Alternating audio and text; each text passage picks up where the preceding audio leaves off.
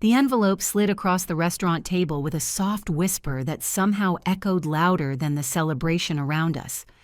Mom's perfectly manicured fingers pushed it toward me.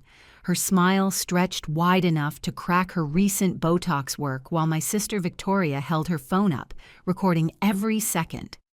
"This is from all of us, sweetie," Mom announced loud enough for the nearby tables to hear, "for your graduation." The cream-colored envelope felt heavy in my hands.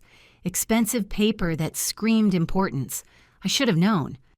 After 27 years of being Jessica Mosley, the family disappointment, I should have recognized a setup when it was gift-wrapped and served with my graduation dinner. My name is Jessica. I'm 27 years old, and I just finished my MBA 2 hours ago. The same MBA my parents said was a waste of time because I should have gone to law school like Victoria. The letter inside wasn't a congratulations card. It was 3 pages of legal documentation, and the heading made my heart skip. Not from hurt, but from dark amusement. Notice of familial disownment. It read like something out of a Victorian novel, except typed in Times New Roman and notarized by Victoria's law firm. Dad cleared his throat. That same theatrical sound he made before his country club speeches, ready to explain why cutting me off completely was actually an act of love.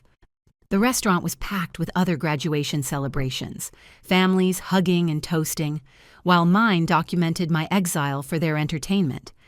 I'd always been the problem child, you see, not because I did drugs or failed school or dated questionable people. No, my crime was worse in the Mosley family universe. I refused to be molded. While Victoria glided through law school, married a senator's son, and bought a house with pillars that looked like a miniature White House, I had the audacity to study business and talk about startups. Dad owned a manufacturing company that had been hemorrhaging money for 5 years. But somehow, my dreams of entrepreneurship were the unrealistic ones. The irony was so rich, I almost laughed right there. But I kept reading instead. The letter detailed everything. Removal from the will, cancellation of my health insurance effective immediately, removal from the family trust, even a formal request to change my last name. They'd thought of everything. These people who gave me life were now serving me papers to prove I was dead to them. The reason, buried in paragraph 2, was beautiful in its pettiness. Failure to contribute to the family legacy and pursuit of unrealistic endeavors despite repeated guidance. Translation: I wouldn't work for free at Dad's failing company or marry the boring pharmaceutical rep Mom kept inviting to dinner. Victoria zoomed her camera closer, probably hoping to catch tears. She'd been planning this, I realized, recognizing her big scoop face from when she'd exposed my diary to the entire family at Thanksgiving 15 years ago. Some people never grow out of their mean girl phase. They just get law degrees and call it advocacy. Now, before we continue, I want to ask you something. Have you ever been the black sheep of your family, the one who refused to follow the path they chose for you?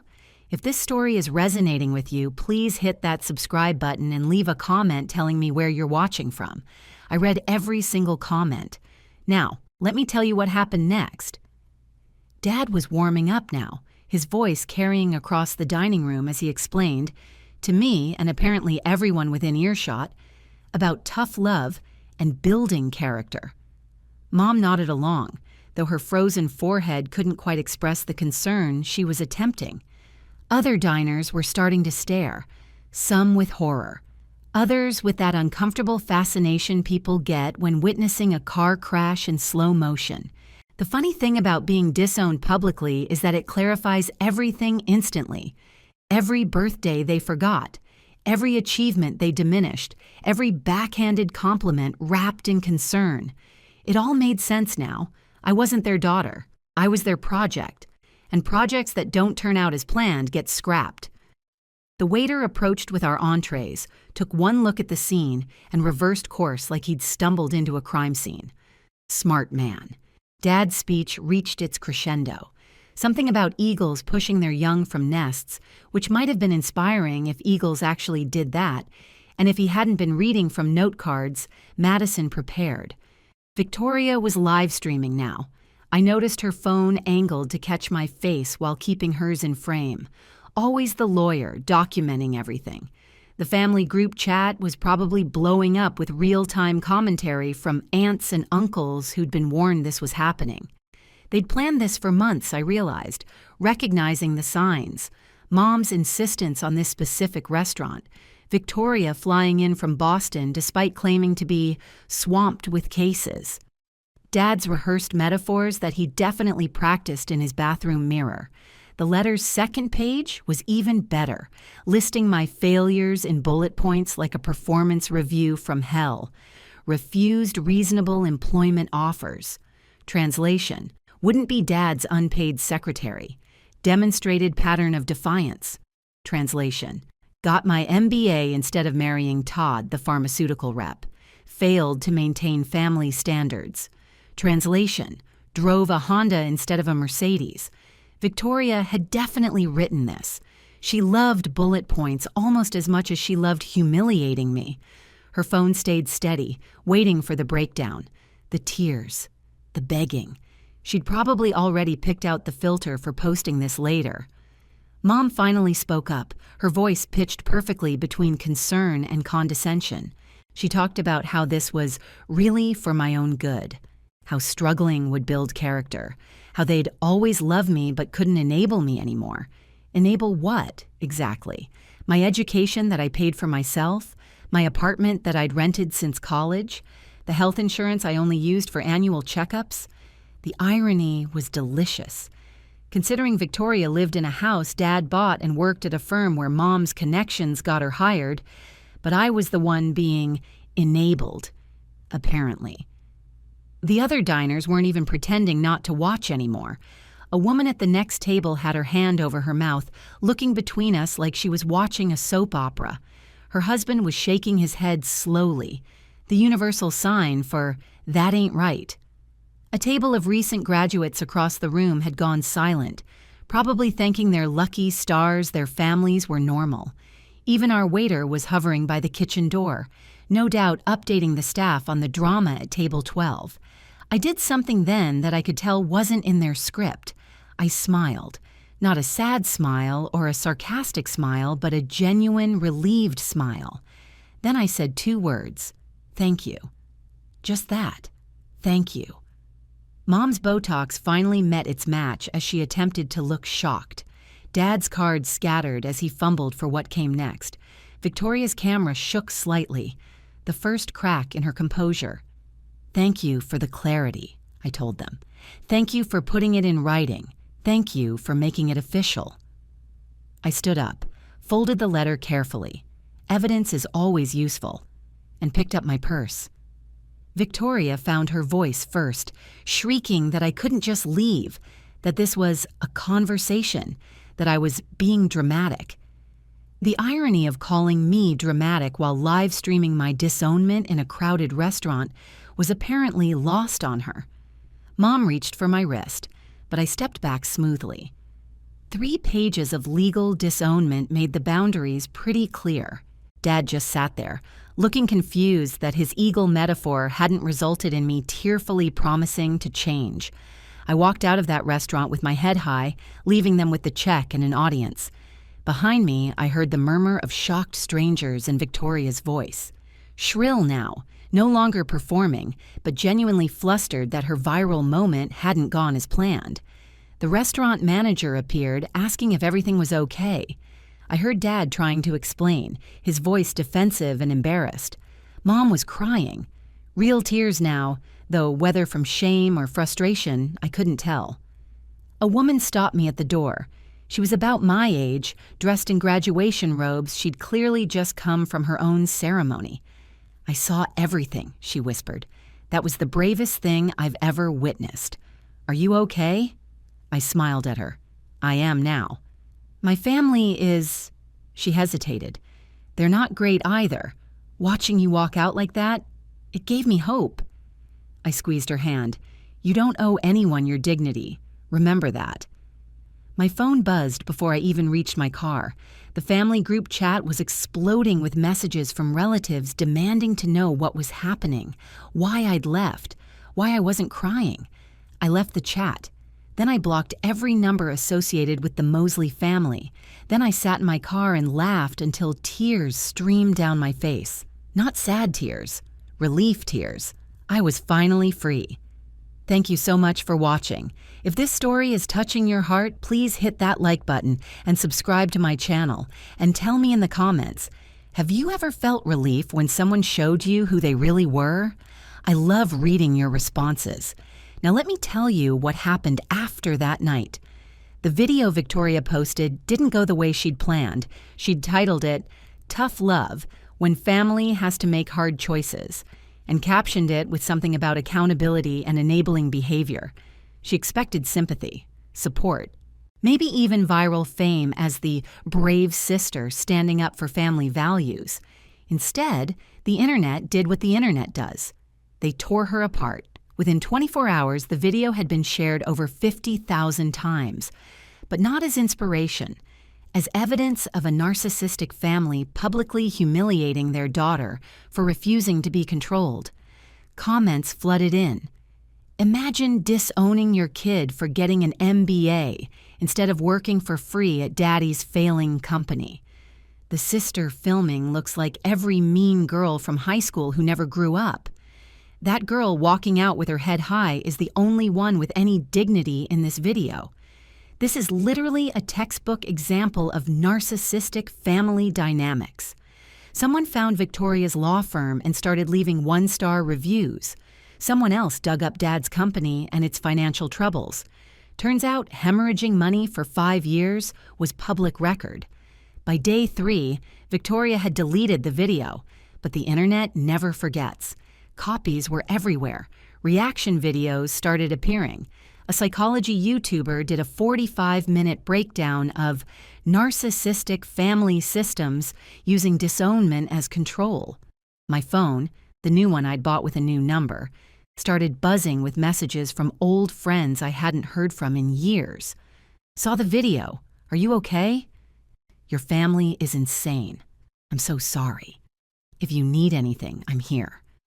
My best friend Rachel showed up at my apartment that night with wine and pizza.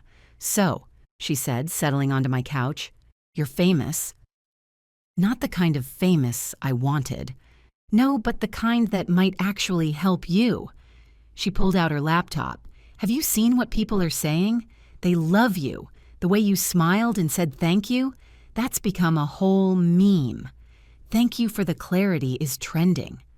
I hadn't looked, hadn't wanted to, but curiosity won, and I scrolled through the comments on various reposts.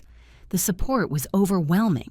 People sharing their own stories of toxic families, people cheering for me, people saying they wished they'd had my composure when their families did similar things, and then Rachel showed me something that changed everything. "This guy commented on like 12 different posts about you," she said, pointing to a username. "He's some kind of investor. He says he wants to talk to you about your business ideas." I almost laughed. "Sure, some random internet guy wants to invest in me."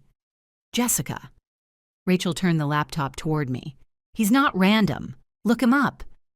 William Chen, founder of Chen Ventures, early investor in 3 companies that had gone public in the last decade, net worth somewhere in the hundreds of millions, and he'd left his email in a comment, asking me to reach out.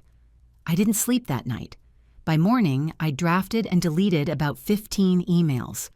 Finally, I sent something simple. "Mr. Chen, thank you for your interest. I'd be happy to discuss my business plans at your convenience.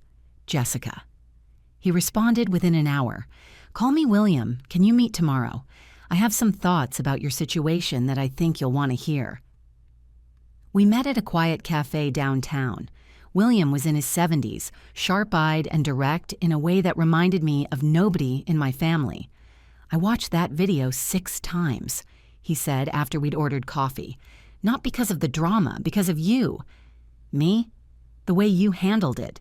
No tears, no begging, no losing your composure when they clearly wanted you to fall apart." He leaned forward. "That's rare.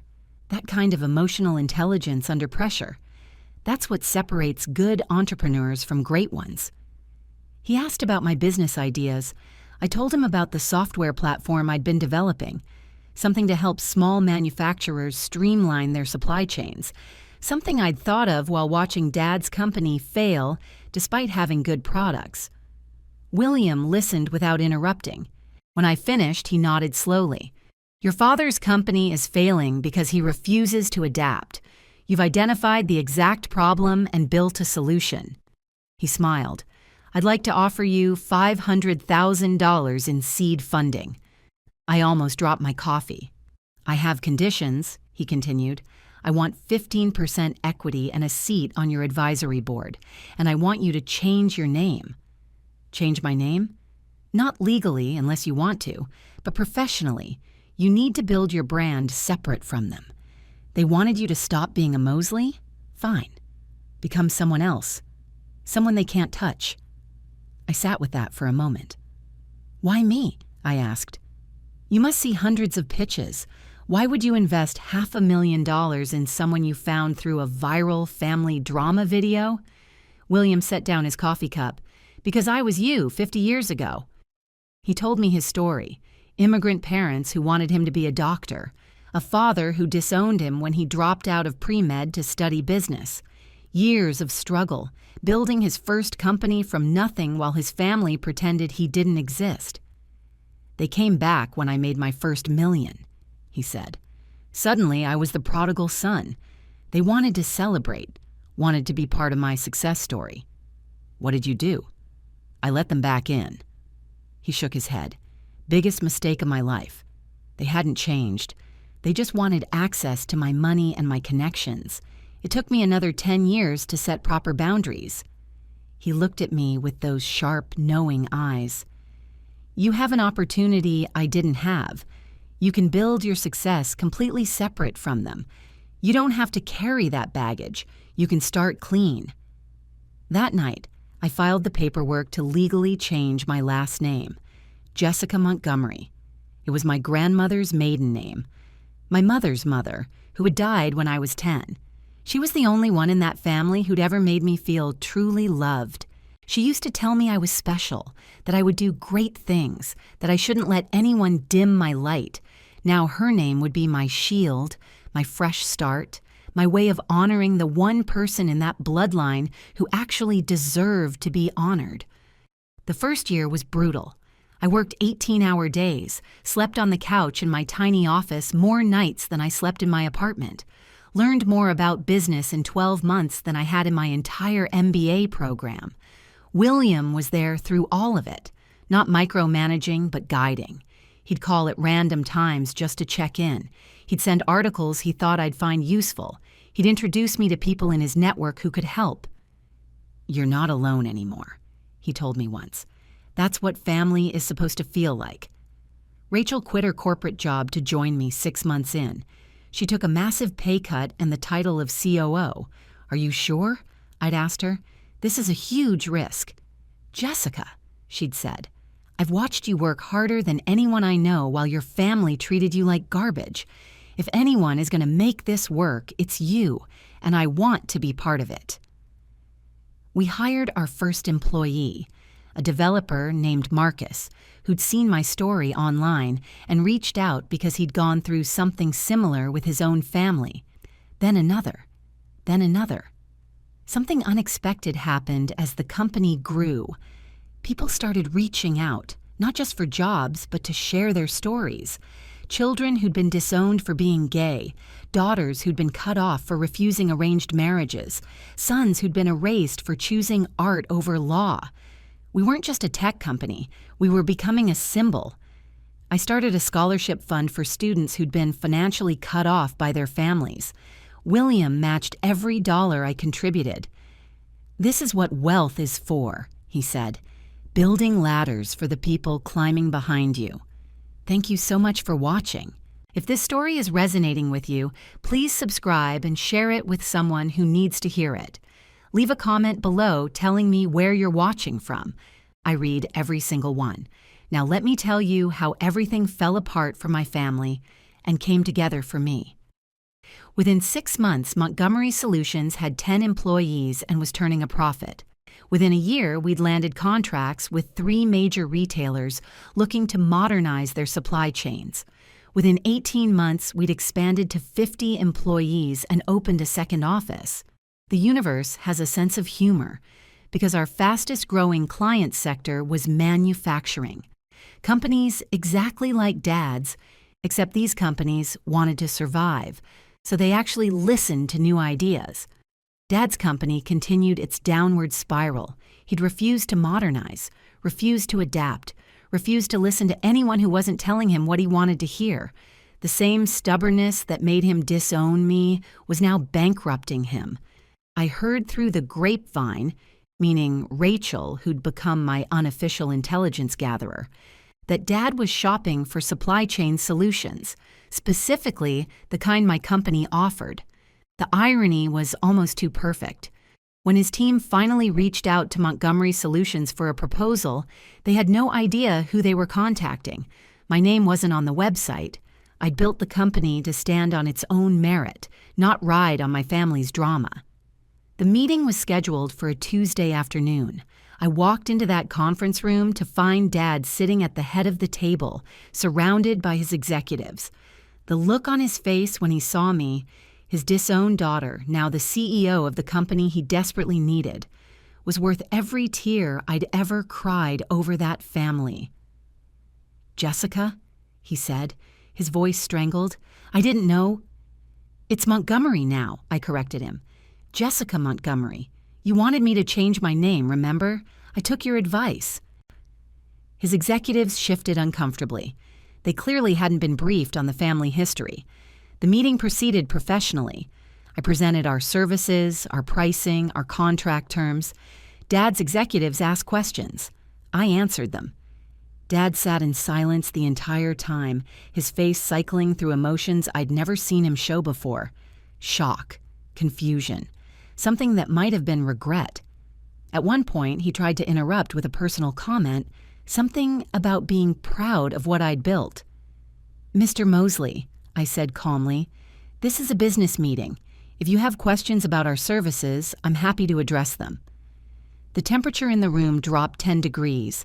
His CFO cleared his throat and continued with the technical questions. At the end, the CFO asked if there was any flexibility in our pricing, any family consideration that might apply. "Our rates are our rates," I said. "We deliver results. That's why companies pay what we charge. We don't offer discounts based on personal relationships." I paused. "Or former personal relationships." Dad finally spoke. "Jessica, Montgomery, could we speak privately?" "Mr. Mosley," I replied, using his name like he was any other client. "I have another meeting in 20 minutes. If you have business questions, my team can address them. If you have personal matters to discuss, I suggest you consult the legal documents your family sent me 3 years ago. They were quite clear about our relationship." I stood, gathered my materials, and shook hands with each of his executives. When I got to Dad, I paused. "The contract terms are valid for 30 days. After that, we'll need to renegotiate based on current market rates." I left him sitting there. His company signed our contract 2 weeks later. The terms were standard. No family discount. Every month when they paid our invoice, I thought about that graduation dinner, about the letter they'd prepared, about Victoria's camera waiting for my tears. They'd tried to erase me. Instead, they'd made me. Victoria's downfall was slower, but more complete. The viral video had damaged her professionally in ways she didn't understand at first. Clients started asking uncomfortable questions. Partners at her firm stopped including her in meetings. Then someone filed a bar complaint. Apparently, using your law firm's letterhead to notarize a personal disownment document wasn't exactly ethical, especially when that document was then used in a public video that went viral. The investigation took 8 months.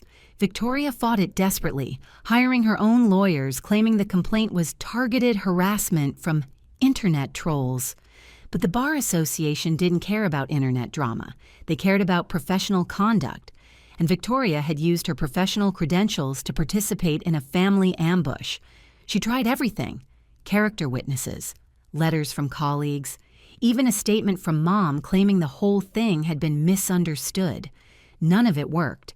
The panel found that she had violated multiple ethical rules, using firm resources for personal matters, participating in conduct that brought disrepute to the profession, failing to maintain the integrity expected of an attorney. She was disbarred on a Tuesday. I found out from Rachel, who'd been tracking the case. I didn't celebrate, didn't gloat, just nodded and went back to work. Victoria had made her choices.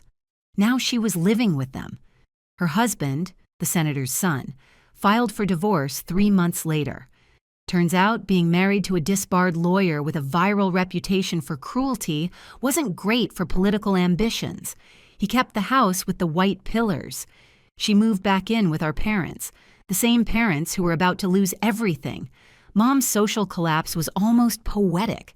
Her entire identity had been built on appearances: the right clothes, the right house, the right friends, the right family image. The viral video shattered all of it. Her society friends, the women she'd brunched with for decades, started distancing themselves. Nobody wanted to be associated with the mother who'd publicly humiliated her daughter for getting an MBA. The charity committees removed her. The book club expelled her. The country club revoked her membership after Dad's company failed and the dues checks bounced. She tried to spin the story, claiming it was tough love gone wrong and that the video had been taken out of context. Nobody bought it. The internet had seen exactly what happened. Her own words, her own smile, her own daughter walking away with dignity while she sat there expecting tears. She started a blog about redemption and family healing. It had 12 followers, most of them bots. The complete reversal took about 3 years. Montgomery Solutions went public on a Wednesday morning. I rang the opening bell at the stock exchange, surrounded by my team, my investors, and Rachel, who'd become my COO. The company was valued at $400 million. The press was everywhere, cameras flashing, reporters shouting questions. It was overwhelming in the best possible way. Forbes ran a story, From Disowned to IPO, the Jessica Montgomery success story. The article mentioned the family connection briefly, professionally, but the internet connected the dots. Business Insider did a deeper dive, the viral disownment that launched a billion-dollar company. They interviewed former employees of Dad's company who confirmed he'd been rejecting innovative ideas for years. The exact ideas I'd built my success on. People I'd never met were writing about me, analyzing my story, finding hope in my success. A girl in Kansas sent me a letter. She was 17 and her parents had just told her she had to choose between her dreams of art school and being part of the family. She'd seen my story and decided to choose herself. "You showed me it was possible," she wrote. "You showed me there's life after they reject you." I wrote back. I offered to help with her tuition if she needed it. She's at RISD now, thriving. Dad's LinkedIn profile disappeared overnight. Victoria's Instagram went private. Mom tried to claim credit in a Facebook post, calling it strategic motivation. The comments were brutal. I donated the family house, the one Dad had to sell when his company finally went under, to a charity that helps young people who've been disowned by their families. The symbolism wasn't subtle. The charity renamed it Eleanor House after my grandmother. At the dedication ceremony, I saw Mom watching from across the street. She looked smaller than I remembered, like disowning me had somehow diminished her, too. I didn't wave, didn't acknowledge her. She was a stranger who happened to share my DNA, nothing more. The ending came not with confrontation, but with indifference. I saw Dad at a coffee shop 2 years after the IPO. He looked tired, old. He was scrolling through his phone at a corner table, probably reading about my latest acquisition. He saw me, started to stand, maybe to speak, maybe to apologize, maybe to ask for something. I walked past him to the counter, ordered my coffee, and left. No drama, no scene, no acknowledgement. The barista called out my order, "Coffee for Montgomery." I smiled, taking my cup with my chosen name on it, walking into a future that was entirely mine. They disowned me, but I'd claimed myself. Epilogue. 5 years later. I'm writing this from my office overlooking the city. The same city where 5 years ago I walked out of a restaurant with nothing but a disownment letter and my dignity. Now I have a company worth over $1 billion, a team of people I trust, friends who became family, a life built entirely on my own terms. William passed away last year, peacefully in his sleep at 78 years old. At his funeral, I gave the eulogy. I talked about how he'd found me at my lowest point and seen potential where my own family saw failure. How he'd taught me that real family is the one you choose, not the one you're born into. How his belief in me had changed everything. He left me a letter to be opened after his death. Jessica, you were the daughter I never had. Watching you succeed has been the greatest joy of my final years. Remember, they tried to break you, and instead, they made you. Never forget that your strength came from within. I just helped you see it. Take care of the others like you, the disowned, the rejected, the ones whose families couldn't see their worth. Be for them what I tried to be for you. With love and pride, William. I cried for 3 days. Then I established the William Chen Foundation, dedicated to helping young people who've been financially cut off by their families. We provide emergency housing, education funding, and business mentorship. Last year, we helped 400 people. This year, we're on track for 1,000. Victoria works at a department store now. She sells designer handbags she can no longer afford. Someone recognized her from the video last week and asked for a selfie with the worst sister on the internet. She called me crying. I didn't answer. Some wounds don't heal just because time passes. Some bridges stay burned. Dad's company was liquidated. He works as a consultant now, which means he gives advice nobody asks for to people who don't listen. He sent a letter through his lawyer last year suggesting a business reconciliation for the good of both enterprises. My lawyer responded that Montgomery Enterprises didn't engage in partnerships with companies that had shown bad faith in previous dealings. The legal language for "you made your bed" was beautifully cold. Mom lives in a 2-bedroom apartment, the same complex where I lived during college, the one she'd called depressing when she visited once and never returned.